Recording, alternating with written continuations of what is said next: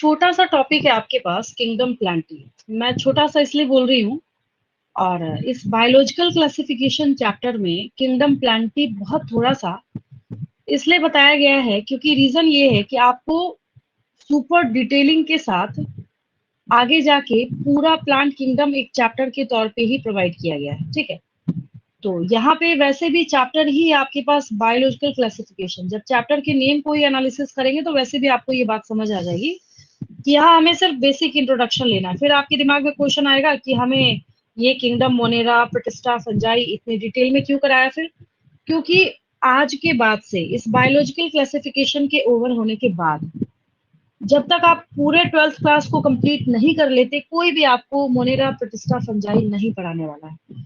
Microbes in human welfare chapter जो class 12th में आएगा भी, तो वहां पे आगे उसके पॉजिटिव रोल्स बताए गए हैं, लेकिन वहां अगर ट्राइकोडर्मा पॉलीस्पोरम आता है, वहां टीचर आपको नहीं बताएंगे कि ये ट्राइकोडर्मा पॉलीस्पोरम किसको बिलोंग करता है। ये किसको बिलोंग करता है? ट्राइकोडर्मा पॉलीस्पोरम, ट्राइकोडर्मा पॉलीस्पोरम किसको बिलोंग करता है? डिटरोमाइसिट्स को। किसको बिलोंग करता है? तो ये आपको आगे अब नहीं सिखाया जाए। तो किंगडम प्लांटी जो है, बहुत ही बेसिक इंट्रोडक्शन जो यहाँ पे आपको इस चैप्टर में दिया गया। देखिए, अगर यहाँ पे इतने सारे प्लांट्स आपको दिख रहे हैं, पहली चीज ये है, दे कांट मूव, ये कहीं भी मूव करके नहीं जा सकते। अब मूव करके नहीं जा सकते तो आपको ये चीज क्लियर है कि कैसा है ये? नॉन मोटाइल है। कैसा है ये? Non motile. अब फिर वापस मैं वही बोलूंगी, टेबल 2.1 वहां पे आपने ऑलरेडी सीख रखा है कि इसको भी हम यूकैरियोटिक कैटेगरी में डालते हैं। अगर कोई आपको बोले कि प्लांटी प्रोकैरियोट्स है, एक हॉरिबल मिस्टेक है, आपको पता। और सबसे अच्छी बात पता है क्या है? एक जो फर्स्ट किंगडम था मोनेरा, सिर्फ वही आपके पास क्या है? प्रोकैरियोटिक है। अगर ऐसा होता 2:3 का भी रेशियो होता, तब हाँ, तब ये माना जा सकता था कि बच्चे कंफ्यूज कर रहे हैं। अभी कंफ्यूजन का कोई चांस ही नहीं है। अगर किसी बच्चे से आप पूछिए कि एक बात बताओ, एक ऐसे सिंगल किंगडम का नाम बताओ जो कैसा है? प्रोकैरियोटिक है। अगर वो बच्चा नहीं बता रहा तो आप समझ जाइए उसको बायोलॉजी की एबीसीडी भी नहीं आती। ठीक है, तो प्लांटी के बारे में अगर आप इसको देख के इसके पॉइंट्स को एनालाइज करने की कोशिश करें, कुछ भी आपको नया नहीं सीखना है इसमें। जो आपने class 5th 6th 7th 8th 9th 10th में जो भी आपने XYZ पर रखा है, बस मैं उसको यहाँ पे एक साथ समराइज करके लिख रही हूँ। मैं नया कुछ भी नहीं लिखूंगी। ठीक है, पहले बोल दिया मैंने आपको जो आप जानते हैं। तो अगर आपसे पूछा जाए कि किंगडम प्लांटी के बारे में बताओ, ठीक है, तो ये जो किंगडम प्लांटी है, तो टेबल 2.1 मैं बार बार इसलिए रिपीट करती हूँ क्योंकि पूरे चैप्टर की समरी जो है वो कहाँ हिडन है? टेबल 2.1 में ही हिडन है। ठीक है, तो ऑब्वियस है कि ये भी कैसा होगा? यूकैरियोटिक होगा। कैसा होगा ये? यूकैरियोटिक। प्रोकैरियोटिक तो हो ही नहीं सकता, अब सवाल ही नहीं उठेगा।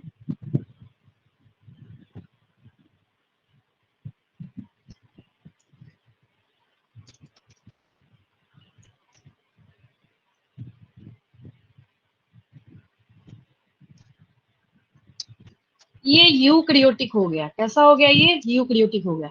अब यूकैरियोटिक में पॉइंट हिडन है। देखिए, पॉइंट से पॉइंट कैसे आइसोलेट करते हैं। यूकैरियोट्स बोलने का मतलब है कि इसके पास वेल डिफाइंड न्यूक्लियर मेम्ब्रेन होगा। They contain well defined nuclear membrane. ये मैंने याद नहीं कराया आपको, ये आप जानते हैं बचपन से, छोटी क्लासेस से आप जानते हैं। जब 6th क्लास के बच्चे को सिखाया जाता है ना, what are the differences between plant cell and animal cell, या फिर प्रोकैरियोट्स एंड यूकैरियोट्स, तो प्रोकैरियोट्स यूकैरियोट्स में, प्रोकैरियोट में बच्चा लिखता है कि उसके पास न्यूक्लियर मेम्ब्रेन नहीं होता, यूकैरियोट्स के पास न्यूक्लियर मेम्ब्रेन होता है। वही सीखा था आपने इसको। अभी मैंने बोला, फिर आपने सीखा था कि प्लांट सेल और एनिमल सेल के बीच में क्या डिफरेंस है, तो आप क्या लिखते थे? प्लांट सेल के पास सेल वॉल होता है, दे कंटेन सेल वॉल। इसके पास क्या है? सेल वॉल होता है। अब सेल वॉल है तो किसका बना है? Made up of cellulose. सेलुलोज किसका बना है?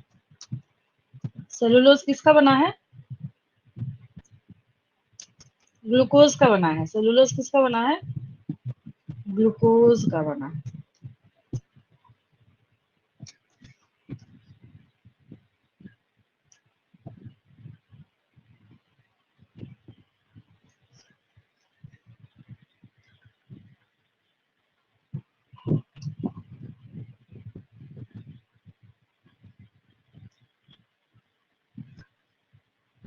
इस पेज का स्क्रीनशॉट लेंगे, आगे बढ़ रही हूँ मैं।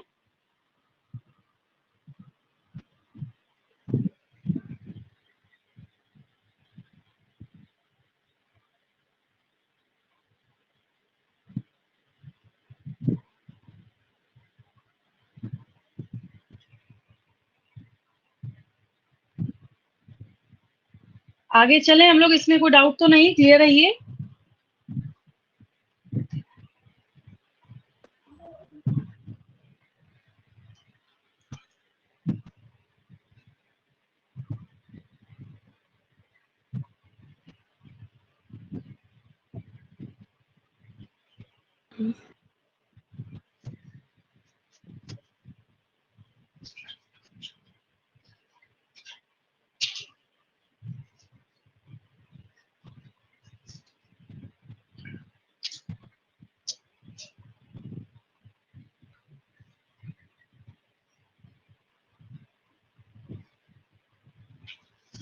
इस इमेज में एक प्लांट दिख रहा है आपको। आप बोलेंगे प्लांट कहाँ दिख रहा है, कुछ समझ नहीं आ रहा। देखिए मैं समझाती हूँ।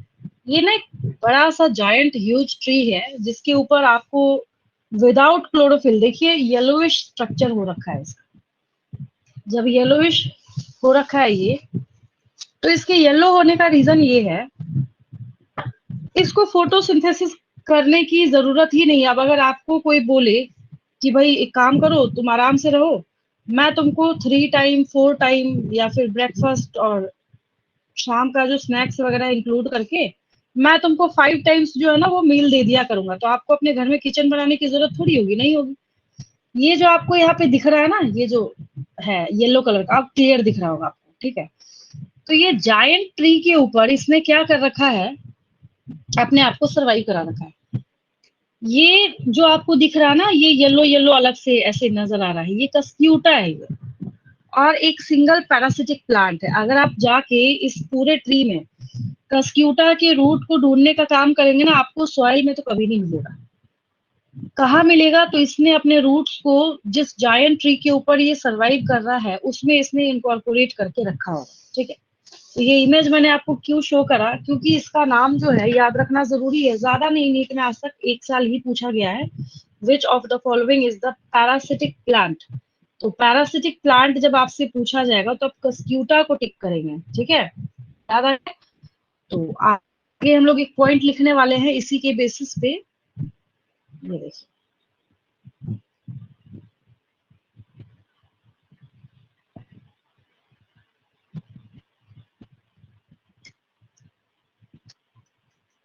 Parasitic plant one and only Cuscuta है।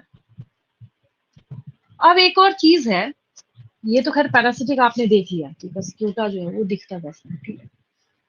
इसके बाद जब हम बात करें तो कुछ प्लांट्स जो है, बच्चे क्या करते हैं कॉपी में उसको इंसेक्टिवोरस लिख देते हैं। इंसेक्टिवोरस कभी भी कंप्लीट नहीं लिखना, ठीक है? इंसेक्टिवोरस जब भी लिखना है तो उसमें पार्शियली जरूर ऐड करना है। पार्शियली ऐड करने का ये मतलब है, अगर आप कंप्लीटली इंसेक्टिवोरस लिख रहे हैं तो भाई वो तो डेंजरस हो जाएगा। भाई अगर कंप्लीटली इंसेक्टिवोरस होता तो उसको क्या जरूरत थी क्लोरोफिल कैरी करने की, है ना? तो हम यहाँ पे लिखेंगे कि कुछ जो है सम प्लांट्स आर पार्शियली जरूर ऐड करेंगे, पार्शियली इंसेक्टिवोरस। बहुत ही मार्वेलस मार्वेलस एग्जांपल्स हैं इसके, इतने अच्छे अच्छे एग्जांपल्स हैं कि आप सोच भी नहीं सकते, है ना? तो जब हम लोग यहाँ पे बात करते हैं, देखिए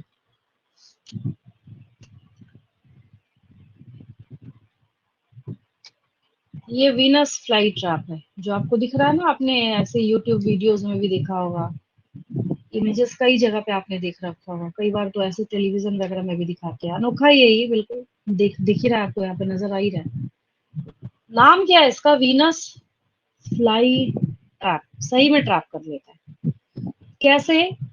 पहले ये आराम से ओपन होगा, ये क्या होगा? ओपन होगा। जो इसको सुपर जूम करके देखा जाता ना, तो इसके अंदर क्या होता है, बहुत ही छोटे छोटे, बिल्कुल fine, super fine bristles like, जैसे छोटे छोटे हेयर्स होते हैं ना, वैसे स्ट्रक्चर्स प्रेजेंट होते हैं। अभी ये ऐसे ओपन होता है तो ये थोड़ा सा एक यहाँ पे दिख भी रहा है ऐसे कांटे की तरह ये निकला हुआ है हल्का सा, इससे भी छोटे छोटे होते हैं, ठीक है। अब इंसेक्ट जो है वो क्या करेगा, इसकी तरफ अट्रैक्ट होता हुआ जैसे ही इसमें जाके बैठेगा, इवन कि आप अगर अपना फिंगर भी वहां पे उसमें टच करेंगे ना तब भी ये बंद करेगा।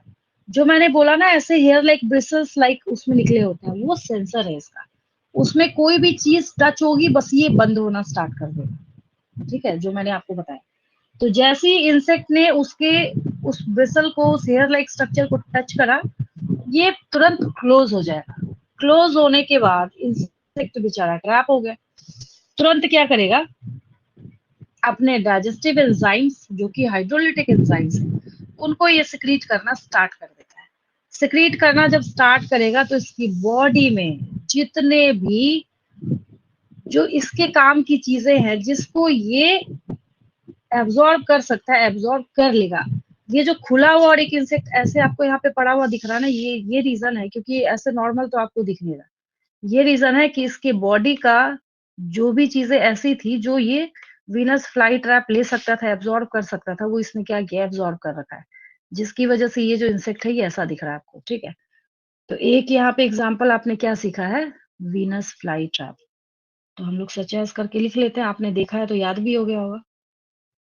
सम प्लांट्स आर पार्शियली, तो मैंने पार्शियली क्यों बोला, ऐसा थोड़ी इसके पास रूट्स नहीं है, रूट्स अवेलेबल है, सॉइल में कनेक्टेड भी होगा, बट नाइट्रोजन डेफिशिएंट प्लेसेस पे ग्रो कर रहे होते हैं, तो इसको कुछ न्यूट्रिशन की कमी होती है, तो ये पूरा करने के लिए तरह तरह का ये अपना अडेप्टेशन जो है यहाँ पे मेंटेन करने का काम करता है। तो ऐसे करके लिख लीजिए सच एज। अब एक दो मैं लिख रही हूँ इतना ही नहीं है, बहुत सारे हैं, एक्सेप्शंस हैं तो काउंटिंग में ही है, ऐसा भी नहीं कि मिलियंस बिलियंस के नंबर में आप ढूंढेंगे तो आपको मिलेगा। तो सच एज अभी भी आपने क्या देखा, वीनस फ्लाई।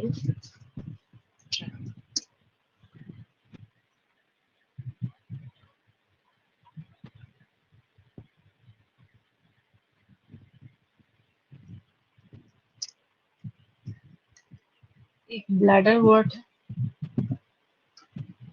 ठीक है।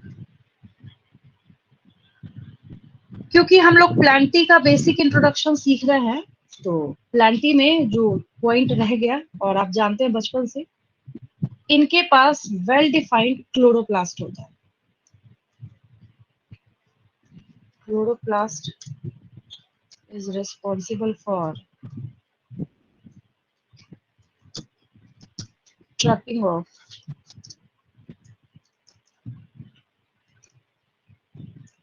सोलर एनर्जी, ठीक है। देन अगर हम लोग इसमें बात करें आगे जाके, जब मैं आपको प्लांट किंगडम पढ़ाऊंगी तो प्लांट किंगडम की जो बेसिक कैटेगरीज है जो आप सीखने वाले हैं,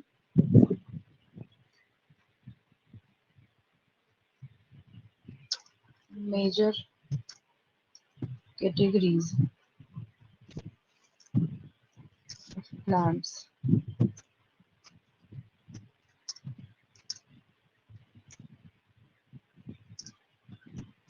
थैलोफाइट्स जिसको एल्गी बोलते हैं आप, थैलोफाइट्स।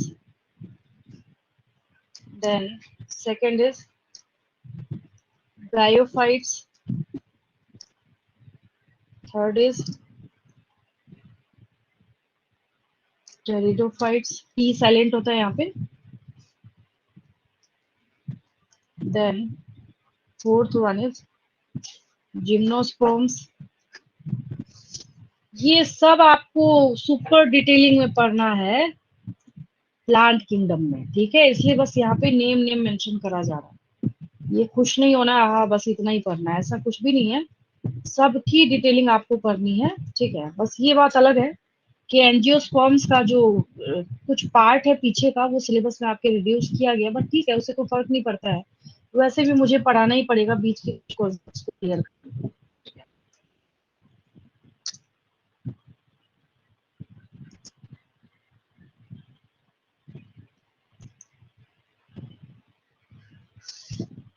चलिए इसका स्क्रीनशॉट लेंगे, आगे बढ़ रही हूँ मैं।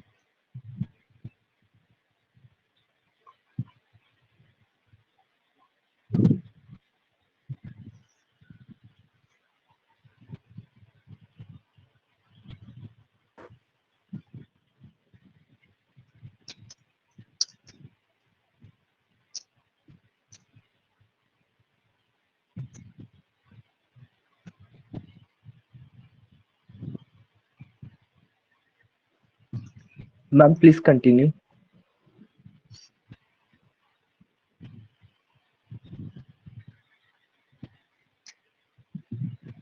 आपके न्यू एनसीईआरटी में आपको यहाँ पे ये जो दिखेगा लाइफ साइकिल ऑफ एंजियोस्पर्म्स, ये अब नहीं है, ठीक है।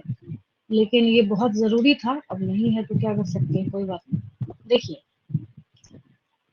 एक लाइन और एक स्टेटमेंट है जिसकी डिटेलिंग हम लोग अगले चैप्टर में करेंगे। अभी आपको इतनी बात जरूर समझ आ रही होगी कि ये जो है हैप्लॉइड है, एन क्या है, हैप्लॉइड है, और 2n क्या है, डिप्लॉइड है। नहीं पता अगर आपको, तो n का मतलब अभी आपको इतना समझना है, 1 सेट ऑफ क्रोमोसोम है। 2n का मतलब अभी आपको इतना समझना है कि 2 sets of chromosomes are there. तो इसके लाइफ साइकिल में haploid diploid, haploid diploid, haploid diploid phases जो है ऑल्टरनेट होते रहते हैं। तो ऑल्टरनेट जब होंगे तो ऑब्वियस है कि हम लोग यहाँ पे इसके लिए टर्म क्या बोलेंगे, ऑल्टरनेशन ऑफ जनरेशन। ये क्या दिख रहा है आपको, या अगर कोई आपसे पूछता है कि ये किस चीज का इमेज नजर आ रहा है, तो हम लोग इसको कहते हैं ये ऑल्टरनेशन ऑफ जनरेशन है। क्या है, ऑल्टरनेशन ऑफ जनरेशन। बस इतना याद रखना है अभी आपको, ठीक है, इतना आपको दिमाग में रखना है, बहुत है। ये मैंने प्लांट किंगडम तक जो है वो मैंने आज की क्लास में आपको एक्सप्लेन करा है। इसके आगे का जो डिस्क्रिप्शन है वो नेक्स्ट क्लास में हम लोग करेंगे। यहाँ तक कोई डाउट किसी को? इसको मैं अल्टरनेशन ऑफ जनरेशन में यहाँ पे एन रह गया, एन कर लेंगे यहाँ पे एन। यहाँ तक कोई डाउट किसी को समझने में, यहाँ तक के टॉपिक में? No ma'am.